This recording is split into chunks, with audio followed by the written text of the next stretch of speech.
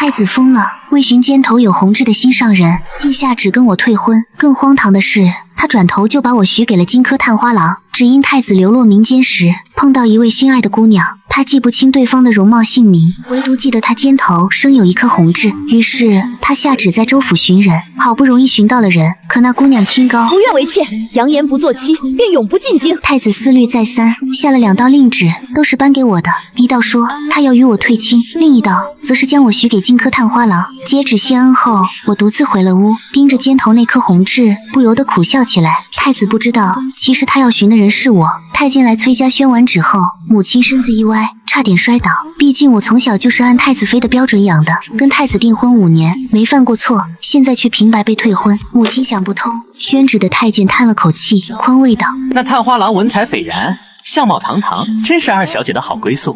至于太子，殿下已经有了喜欢的人，这感情啊，勉强不来。”春末的太阳很毒，我跪在开满海棠花的院子里，听太监讲了半天，说那个姓宋的姑娘重情重义，哪怕搭上自己名节，也要救毫不相干的太子。说太子非常感动，本来对结亲没啥想法，现在却下定决心娶她。阳光照在我的肩膀上，刺得我头晕目眩。10多天之前，太子在越州遇险，是我不怕路途奔波，从京城狂奔千里把他救下，怎么现在救命恩人变成别人了？太子主意已定，你就不要再去抗旨了。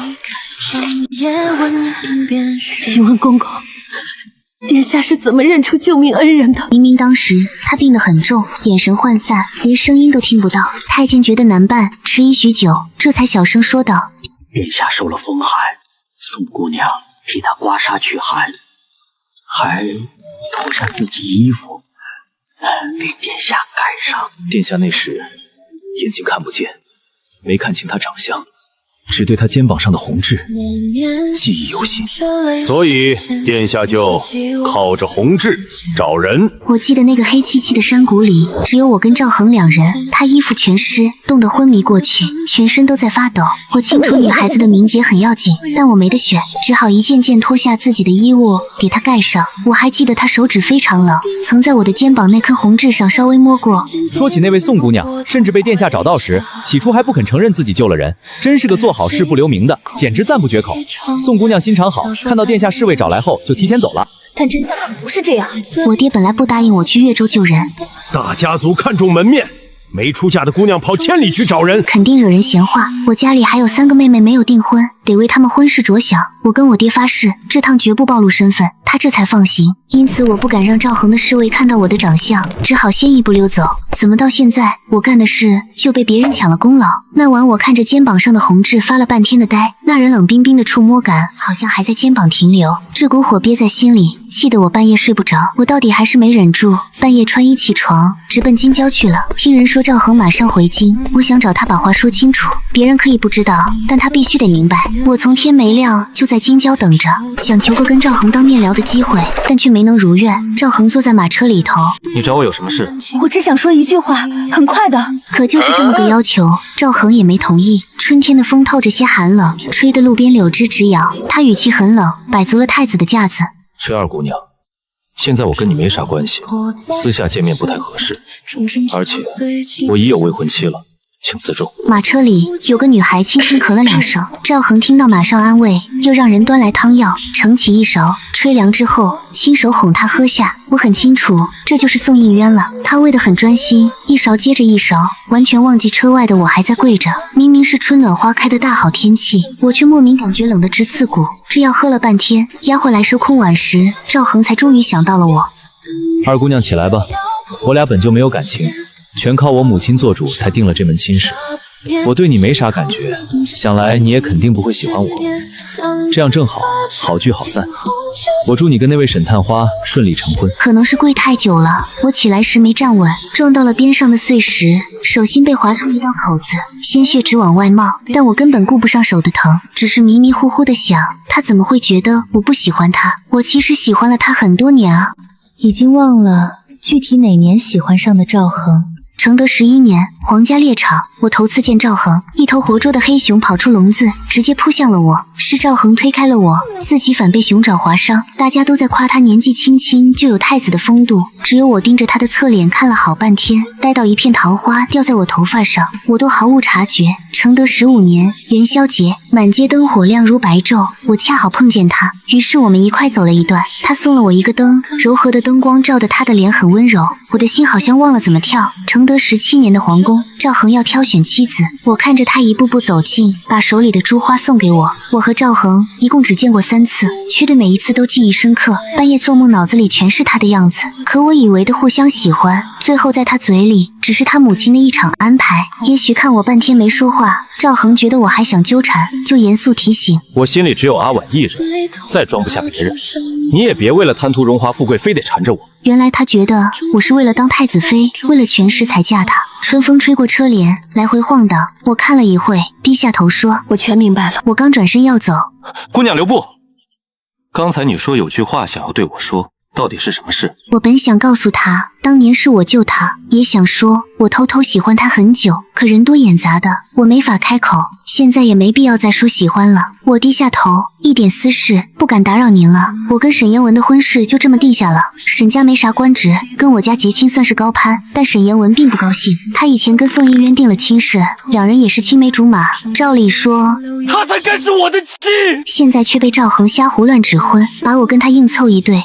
还没好好感受中举的开心，就遇上未婚妻被换的破事。换帖子时，我曾经和他见过面，他确实长得好看，才华横溢。听说因为长得太好看了，才被皇帝从状元名单刷掉，降为探花。不过见面那天，他有些憔悴，虽表情有些为难，但还是对我说了实话。我心里有人，不会喜欢上你，也没法背叛真爱。二姑娘，对不起，但感情这事我没法控制，请原谅我。阳光洒在他的头发上，我想起年少时的梦，人总盼着结婚后夫妻恩恩爱爱，和和美美。我也是，以前觉得这种日子离我不远了，现在才知道这辈子都没啥指望了。我心里难受，皱了皱眉，不知被谁看见了，说我不满这桩婚事。事情传得满城风雨，竟然传进了皇后耳朵。皇后专门叫我进宫，一顿安慰。这事儿是太子对不起你，可太子也是动了真情，让你多包涵点儿。我只能点头。你有没有啥愿望？我想起跟沈妍雯的婚事，她已有心上人，根本不爱我。我不想下半辈子都看老公思念别的女人，于是我大着胆子在她面前重重磕了个响头，求皇后娘娘取消我跟沈探花的婚事。皇后以前跟我娘是亲密好友，只要她下道命令，我就能摆脱这门亲事。她低头看了看我，眼神里透着点不忍。在我觉得这事还有商量余地时，她却转过了头。太子给你赐婚，我又让你去退婚，羲和，这不合规矩，会让别人怀疑太子的威信。对啊，我差点忘了，皇后是太子的亲娘，怎么会为了我去压着自己儿子，让他被人骂呢？可每次我觉得无路可走的时候，却总会冒出一条新路。皇后小声叹气，不过我倒是可以让你和太子当面见一见。要是你有能耐让太子改变主意，这事就算了。我能帮你的也就只有这么多了。绕了一大圈，还得去求赵恒帮忙。这是我第一次跟他独处，屋里点着檀香，赵恒隔着飘散的烟低头看我，他好像想岔了，觉得我是来要太子妃位置的，冷声说：原来崔二姑娘对我的正妻位置这么舍不得，居然求到我妈那儿。我不喜欢大小姐，那些养在豪门里的女孩，从小就习惯了后宅算计，读的是三从四德，学的是家族利益第一。凡事离不开利益，我爱不上这种女人。那些早就破灭的少女情怀，在这一秒再次碾成了粉末。我喜欢太子时从来都是真心，不然我也不会一个人跑到越州。讲到最后，他说：二姑娘自重些。他总算停住，给我留了点说话空。我磕头跪下，我这回跑过来是求太子取消我跟那沈探花的婚事。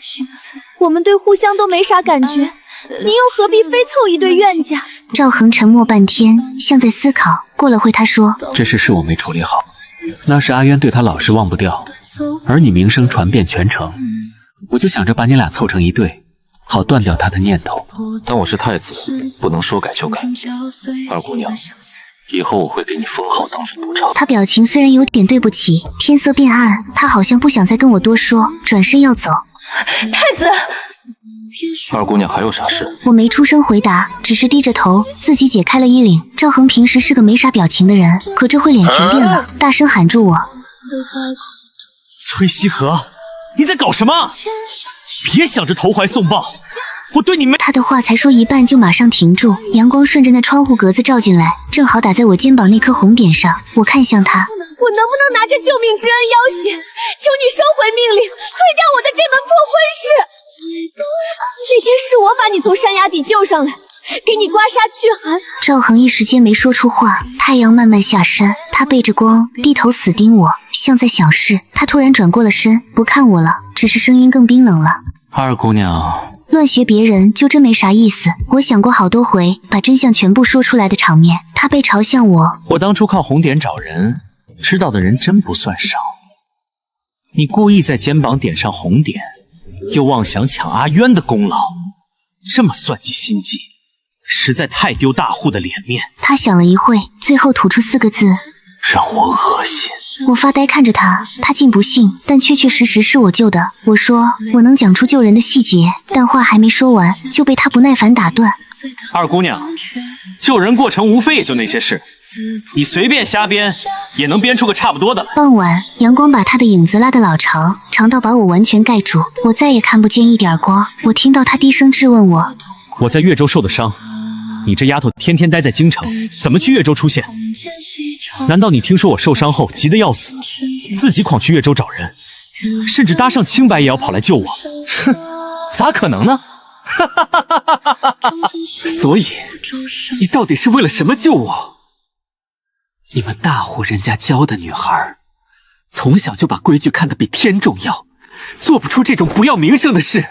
窗外燕子叫唤，停在柳树枝。我抬头盯着他背着手站的身影，有些话憋在肚里好多年。我曾想过新婚同房那晚去告诉他，后来又觉得该永远烂在肚子里，到最后还是得说出来。我老实回答：因为那时候我特别喜欢你，所以就守不住规矩了。赵恒看着窗户外的春景，杨柳飘飘，桃花2、3朵，小公主正在放风筝，披肩随风散开。我干脆把少女心事全部说了出来，说我喜欢他，从他把我从熊掌下救出那天起就喜欢他，说那年元宵节他给我的小花灯我放在床边珍藏多年，说我从玉京赶去越州，一路狂奔来不及休息，终于转头看我，他慢慢朝我走来，天完全黑了下来，他低头盯着我看，张嘴跟我说的却是宋应渊。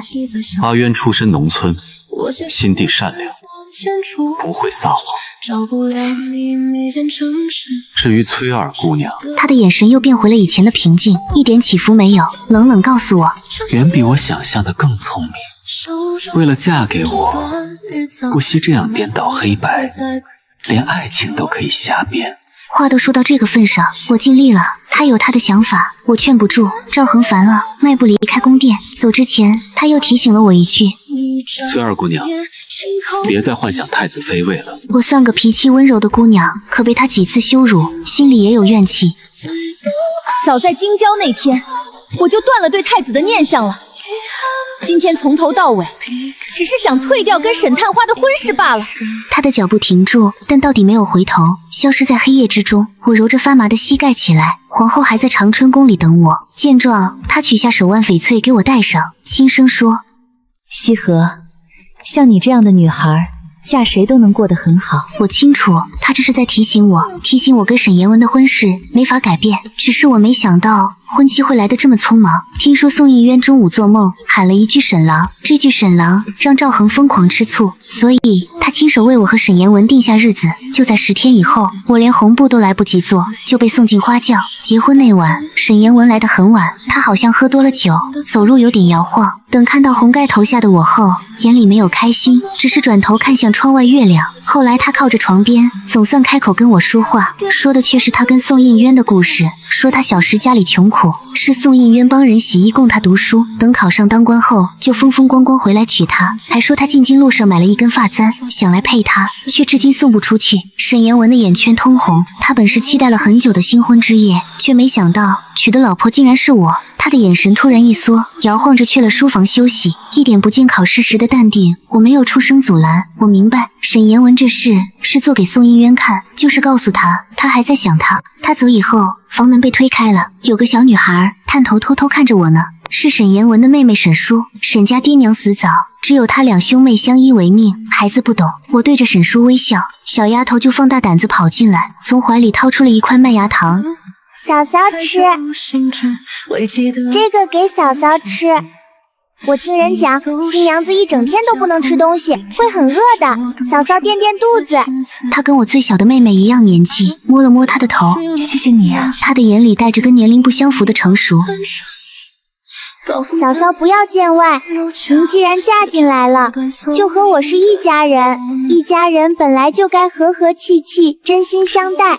结婚后晚上睡在书房，很少跟我见面，我就在院里摆弄花草，在教沈叔看书。那天教他《论语》，读到一半，沈叔突然转头对着檐下的人喊了一声哥哥，我这才发现不知何时沈言文竟回了家，他是来拿文件的，却半天没有走开。春雨滴滴答答落下，他透过雨水看着我，半天才说：我原以为你们这种深宅养大的女人只会读女则女训，但我们学的真的很多，要精通琴棋书画，要熟读四书五经，君子六艺都不能落下。豪门养姑娘其实花了很多心血。嫂嫂可厉害了，她的字写得很漂亮，她还教我下棋，我的棋艺都变强了许多。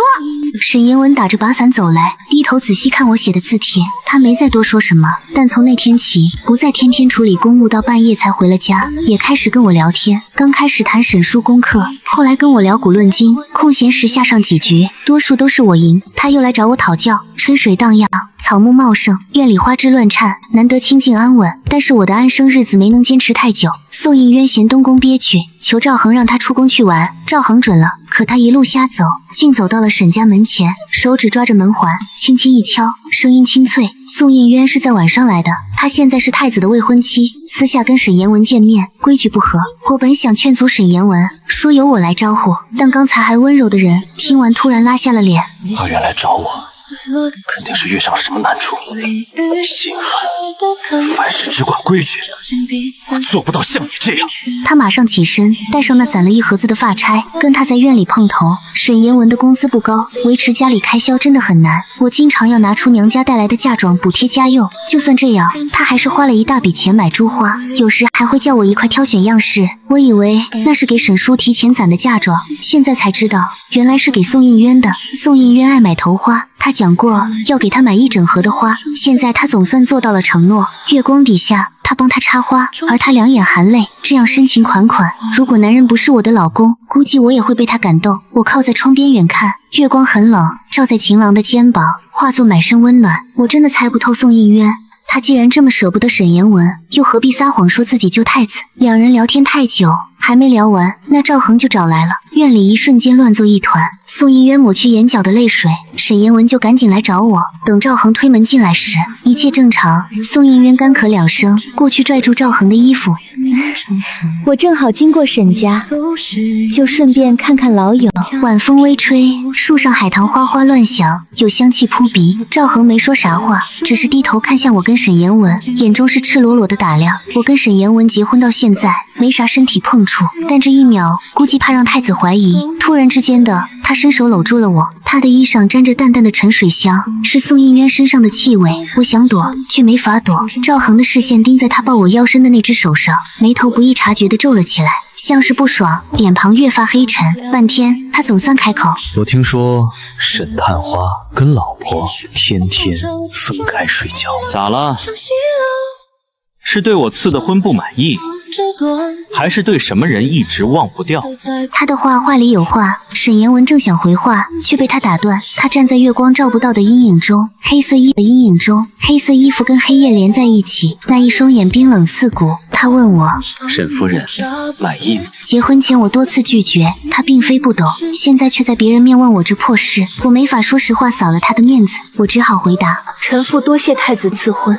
赵恒的脸上仍然罩着一层黑气，甚至越发难看。很久，既然这样，干嘛分房？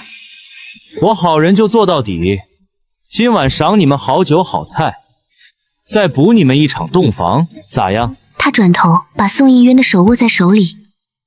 阿渊，你觉得好不好？宋应渊犹豫半天，极慢地点了点头。全都凭太子做主。他带着头花走开，坐上了镶金带银的轿子。赵恒掀开白色帘子，走之前突然回头看了我一眼，他的目光太过闪躲，也许没在看我，只是望向天上飞过的大雁，就匆匆一瞥，便钻进轿子。人走了，却放下一壶酒和满桌好菜。保镖在门外插上门栓，他让你跟二小姐好好品尝。必须喝光那壶酒。我以前也听别人说，宫里有种迷药，兑在酒里，没色没味，可只要喝下，就会欲火旺盛，情欲翻滚。赵恒不会平白无故赏酒，我猜那酒里肯定下了脏东西。沈言文跟我猜的一样，我们开始很默契，没有碰那壶酒，都在低头吃饭。可今天他好像没有以前那么抗拒，估计因为跟宋应渊碰面，他的心情看着挺好，甚至主动给我夹菜。探花郎长了一双勾人的桃花眼，蜡烛晃动，光影掉进他的眼睛，他的眼睛倒映着我的样子，眼神闪烁中竟也有些。今天看见他对宋应渊那股子温柔，也许我就会想错，觉得他能在慢慢的相处中爱上我。但现在我心里明白，我听见他叹了口气。西河，其实你也挺好，读书人都想找个跟自己兴趣相投的女孩。如果以前没有遇到阿元，可能我会对你动心。我想起了刚才那个弱不禁风的姑娘，不管是赵恒还是沈言文，都跟我说她极好，把无数的好听话全堆在她身上。可要是真善良，咋会冒领别人的功？我还没喝那酒，心里却烦躁得很。看沈言文认真说，要是我说不是他救的太子，你还会觉得他这么好？沈言文愣了一会儿，你是说他故意攀高？他的声音立马变冷。我早听说探花郎才华出众，有张3寸不烂的嘴巴，今晚总算见识到了。他摆出一副拼命辩论的架势，只为推翻我的话。说起宋应渊的事，他清清楚楚，说他连村里野狗都会心疼，收养了瘸了腿的阿黄看门，说他从不撒谎，小时候闯了祸，明知会被爹娘狠打，也全都老实承认。我根本还没来得及说，只是随口提个假设，他就急成这样。他说了好多，多到我不想再听，也懒得回嘴，只是盯着天边被云彩挡住的月亮在那发呆。很久，菜盘空了，该去喝那壶酒了。他喝光了坛里所有，好在这坛酒只是容易喝醉，没啥不对。他睡在窗边的小床上，我裹紧被子躺上大木床。他醉得很了，歪着头盯着我看，眼角眉毛都透着一层淡红。这一晚好歹是熬过去了，可不知咋回事，从那以后，只要宫里摆酒，赵恒就会派人来送请柬。他从没跟我讲话，眼神却穿过人群，若有若无地落在我身上。沈言文生怕被他怀疑，开始在别人前跟我表现亲热。赵恒的脸色越发难看，我不想去猜别人心里想啥，只干该干的事。院里花草被我养得茂密，芍药开得正好。我平时就在这花荫底下跟沈叔看书练字，复习功课。至于岳州那事，我再没提过，毕竟我曾经说过实话，却没人相信，所以我也根本没想有一天真相还能冒出水面，用一种防不胜防却又